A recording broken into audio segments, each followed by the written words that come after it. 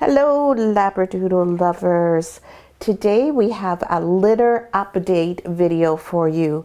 In this video we're going to tell you all about what's been happening with this 1 week old litter of medium Australian Labradoodle puppies. And we're also going to have a little bit of different information because we're going to talk about Mama Labradoodle Orca and the fact that she had surgery today. Yeah, she was in the hospital earlier this morning and she had her tail amputated. So we're going to touch on that and discuss the ins and outs of that.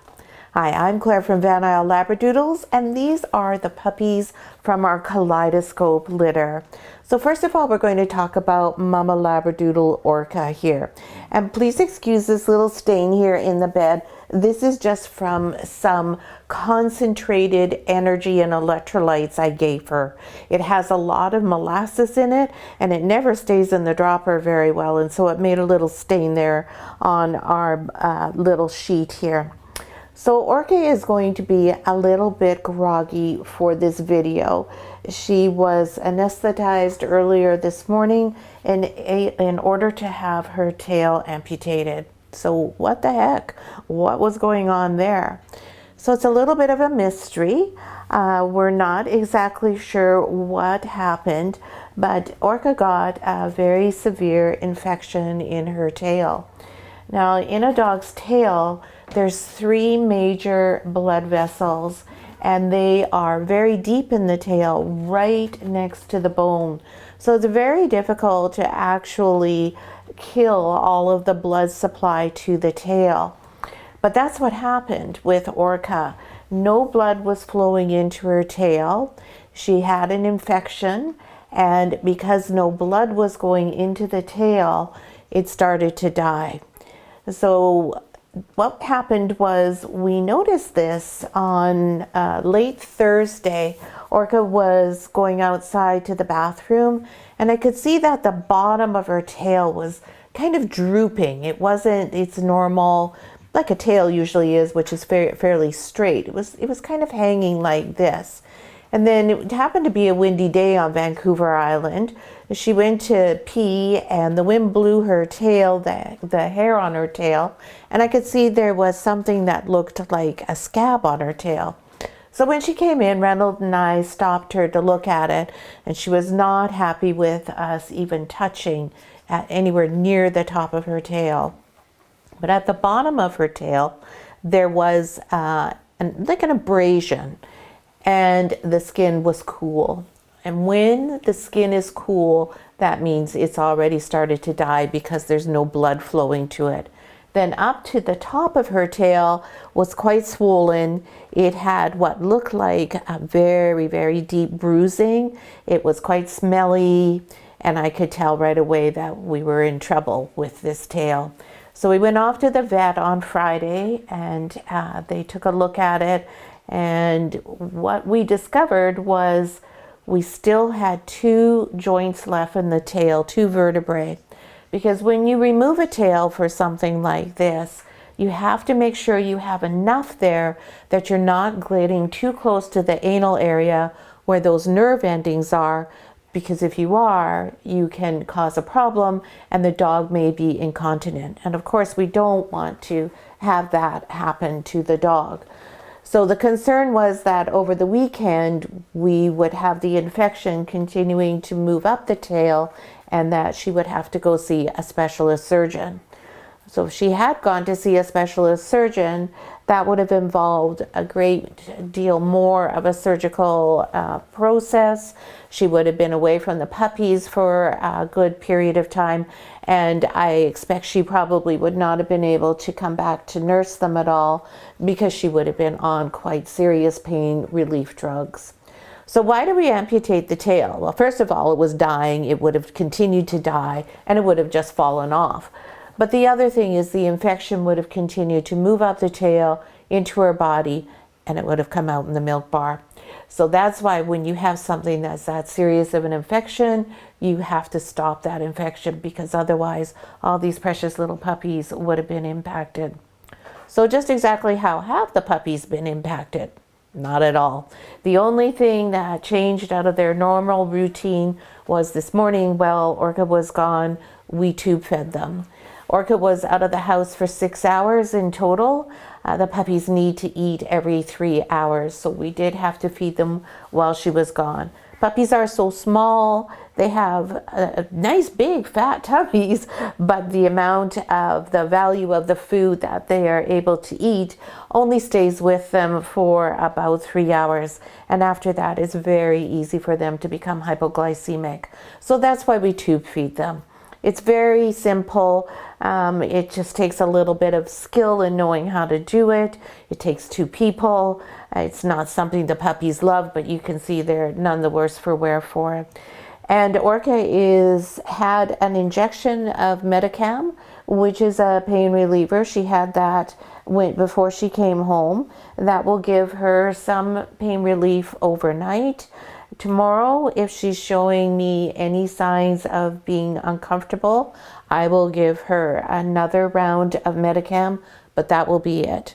And the reason why we don't do any more than that is, while Medicam is a fairly safe drug, it still is going through to the milk, and we want the puppies to not really have much of that at all. There's no point in them being exposed to anything they don't need to be. So you can see Orca is very tired from the whole process, or really what she is just still under the effects of the anesthetic. It's been very stressful for her. I expect she probably had the infection for a few days before we were aware of it. Mama dogs are ferocious. They are so fierce. They will not let you know when they are hurting. They will do anything to protect their babies, and instinctively, they never show any weakness. So Orca wasn't about to let me know. She certainly wasn't complaining. So I'm very thankful that it was windy that day, and that I was able to see the little bit of the abrasion in her skin, and also that her tail had started to droop. We're also really grateful that our vet is an incredibly skilled surgeon. He's got amazing hands, and that he was able to perform what was a fairly complex and difficult surgery. And now she's got this adorable, about 1 inch long little nub. So now we have to think of a really cute little nickname for this little tail. It's pretty short, there's not much there. I expect now when she wags her tail next time, it's going to be a whole bum wag. So that's the update on Orca. And as for the puppies, well, my goodness, usually at this point, what do we talk about? Their first critical milestone. So the first week of a puppy's life is devoted to eating, sleeping, and repeating. I think that we can all be very envious of the life that these puppies lead. They're cozy, they're warm, they have the best mom in the world, and they have very full tummies. And you can see here by this little tummy here, they are very round, very healthy puppies. You can also see little red collar girl here. Her coat is just gleaming. Even Orca, after having the anesthetic and the infection, her coat is still beautiful, soft and shiny, and she's got a really good amount of weight on her too, just right. But these puppies are just so robust and really doing well. And I can tell you, the first puppy who did hit that milestone of doubling their birth weight in the first week was Purple Collar Girl, who is, or was at that time, our smallest puppy. She doubled her birth weight on day 5. You know, that's an incredible feat, to be able to double your birth weight in 5 days. That just goes to show you what this milk bar is made from. So how come these puppies are so thriving so well? Why are they all so beautiful and chunky with these gorgeous coats? Well, it is the milk bar, but what makes the milk bar so good? It's what Orca eats. It's her nutrition that goes straight through into that milk and into these puppies. And what is her nutrition? It's 100% raw diet. She is eating so well. Normally, Orca would eat about a pound, just under a pound of food a day. That's just under a pound of raw food. Right now she's eating 6 pounds to 6.5 pounds a day. She's also eating 6 bones a day. Those bones are generally chicken feet. Sometimes they're chicken necks. I like to give her the chicken feet more often because they're great at cleaning their teeth. Sometimes you refer to mama dogs as having what we call milk mouth or milk teeth, and that's because they're so busy cleaning their puppies and cleaning their bums all the time that sometimes things begin to stick onto their teeth. Now you can see here how she's turning her head from her puppy here rather than interacting with her just because she is tired. She'll pick her head up a little bit. She can see our other dogs just through the glass doors at the end of the maternity room here. We have Bocce with us, and Bocce is in stage 1 labor. So never a dull moment at Van Isle Doodles. We go from mamas off to have their tails removed to having puppies maybe tonight or maybe tomorrow morning. Reynolds' guess is around 8 tonight, and my guess is around 6 tomorrow morning. I just hope it's not maybe at 2 or 3 in the morning. We'll hope. We'll see. Whenever it is, it'll be good.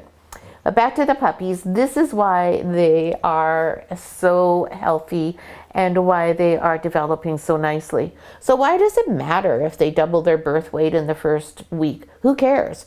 Well, the reason for that is that's really the foundation for their growth, both mentally and physically going forward. This is the most critical time for puppies to develop.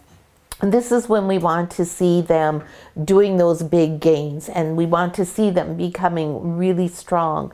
Already these puppies are starting to be able to negotiate standing up on their legs. We of course don't want them to get too fat. We have to make sure that they can hold their weight up with their legs, but we don't have any risk of that. Everybody's just at a really lovely weight. We don't have anybody spreading out too wide. Now you can see that they're mostly finishing up here from their nursing. So we'll quickly get to the update on the puppy. I just wanted to touch on what we would normally have talked about a bit more at this week, and that is getting your house ready for your puppy.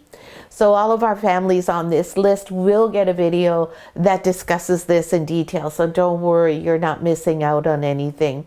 But what we want you to start doing is taking a walk through your house and taking a look at how it's set up and how you can envision incorporating your puppy into that. Are there areas that you need to block off? How can you see your puppy all the time? Where will you put their X pen? What door are you going to use for your puppy to go in and out to go to the bathroom? You want to think carefully about that because ideally you'll use just one door so your puppy can learn that quickly. You want it to be a door that's easy for everybody to open, a door where you can leave your dog's leash and collar or harness if you need to leash them when you take them in the backyard. Somewhere that you can easily get your puppy out quickly.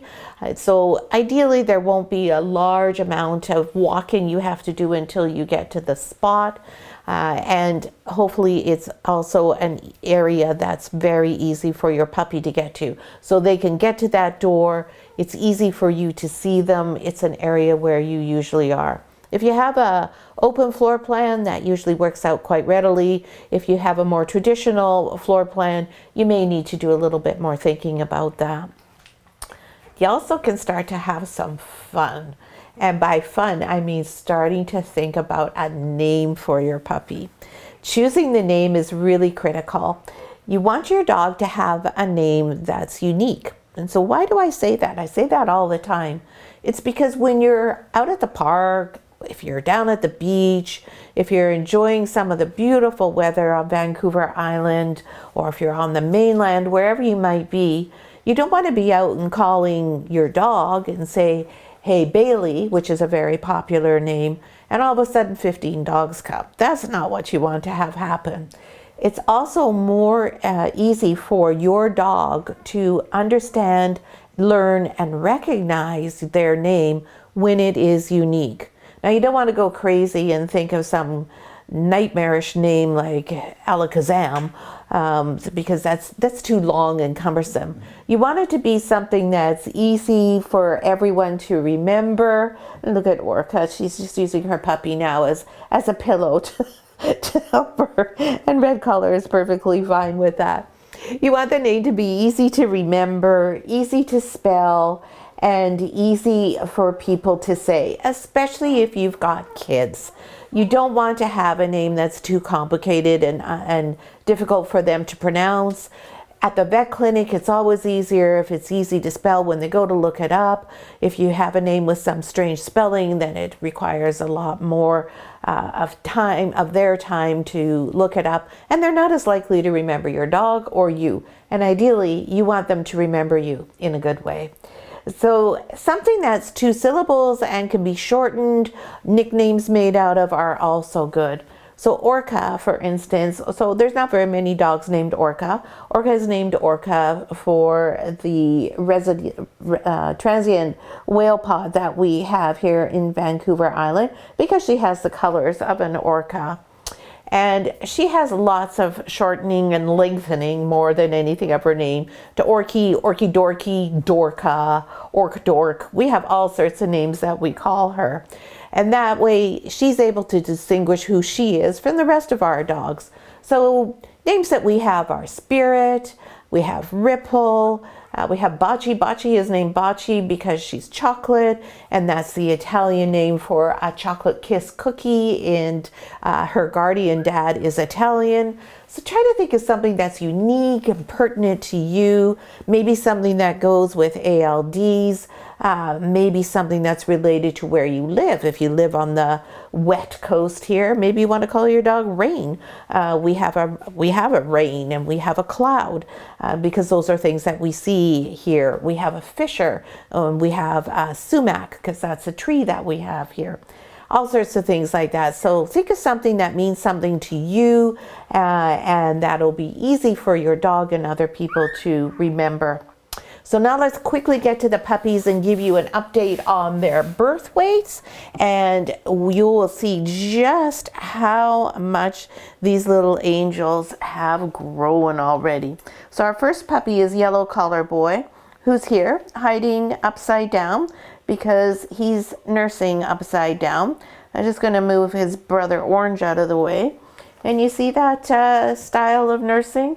Yeah, this guy, he loves to be upside down. Now, how you drink that way is beyond me. So I'm just going to roll him over here, let him know I'm here.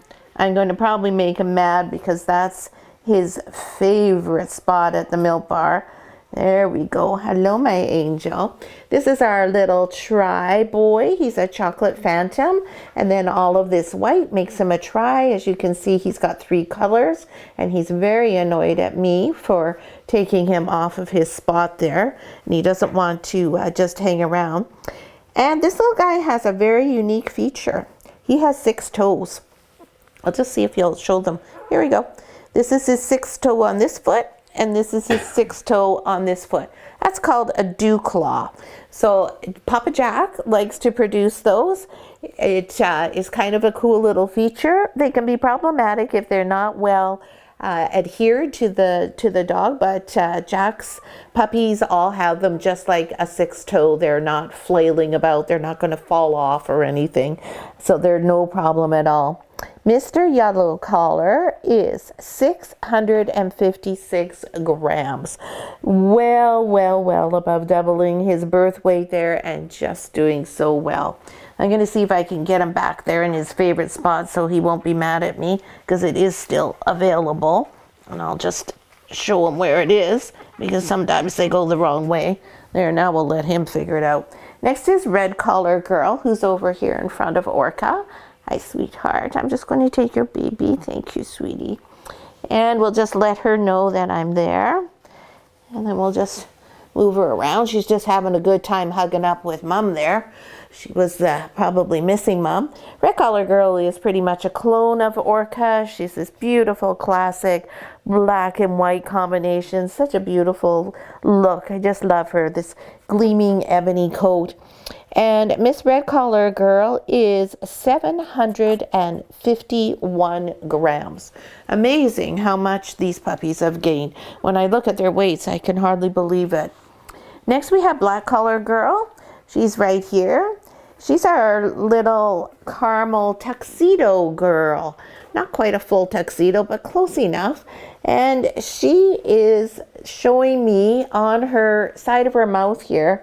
She's got some darkening, and at first I thought maybe she was going to be an apricot. No, she's also peeing all over me. Thank you so much. I really appreciate that. But I think it's brown. I don't think it's going to be black, meaning that I'm pretty positive she is a caramel and not an apricot. Yeah, that's you. And Miss Black Collar Girl is 702 grams. And then as we go to Pink Collar Girl, oh, there's Orca's just going to find a spot to lay her head. That's a good girl, baby. This is when having a relationship with your mama dog is so important, that she feels completely at ease and she trusts that her puppies are all okay and being looked after, even while she's a little bit indisposed and not able to provide them with quite as much attention. Pink Collar Girl here is this pretty little chocolate phantom girl. Now she's not a try because she doesn't have any white markings. She's just got these stunning chocolate and copper colors, really pretty. And there she goes. She's going to show you inside her mouth and how beautiful that is. Miss Pinky Collar is 660 grams. Just doing great. And then next we have Orange Collar Boy. Just going to put you over here. You can go find your way. And Orange Collar Boy is over here. He was chowing down. Orange Collar Boy is 623 grams, and this is our smallest puppy in the litter. And he too is this absolutely stunning ebony and white combination. He is just fantastically beautiful. And look at his little nose with the little black spots. It's already almost filled in, very quickly filling in. Normally when a nose fills in really quickly like that, it means the coat will stay dark. And you can see that Mama Orca, even though she's a few years old now, that she is still beautiful and dark. Her black hasn't faded to silver at all. So that's Orange Collar at 623 and the smallest puppy in the litter. And then next we go from small up to Blue Collar Boy. Now, Blue Collar Boy looks very similar to his sister Black Collar Girl, but there's a difference. I'll just get him to come off there. As you can see side by side, they're very close in color. But if you look at the front here, there's a difference. Mr. Blue Collar is an apricot, and you can see he already has that beautiful big black nose. Gosh, I wish that I could use him as a stud dog, but he's too related to all my other dogs because he's just going to be the most incredible dog in terms of how beautiful he is. Oh, and he's got quite the personality too. He is definitely a go-getter and one of the dogs that's more outgoing and more assertive, I guess, than the other puppies. And Mr. Blue is the biggest in the litter, and he is 767 grams. I mean, he's going to be a kilogram soon.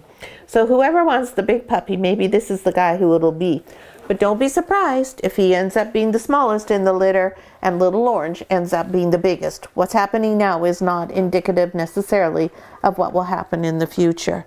Oh, this is what I like to see. There's Orca's cleaning up after her puppy. Before this, she wasn't really feeling like getting into that. So I'm really happy to see that. That means she's feeling better. I also forgot to tell you, she did eat a whole meal just before we started filming the video. So that's a really good sign. And then we have our little Purple Collar Girl, who is a black phantom. I just love this combination of the black and the copper points. So beautiful. She's a little doll. She's 640 grams. And like I said, she was the first one to double her birth weight on day 5, which is just amazing, especially when she's one of the smaller puppies, because that's a lot of work to be able to get your spot at the milk bar so that you can double your birth weight in the first week there. So that's our video for today, a little longer than normal, but also with the unexpected event of the tail being removed, we had something a little different to talk about today. So for Orca's recovery, what we'll do now is really probably in 48 hours, she'll be back to 100% normal. Everything will be fine.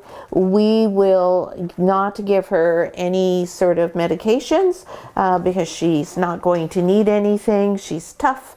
She'll get through that. The problem of the tail and the source of the pain is gone now. There'll be a minor discomfort from the surgery.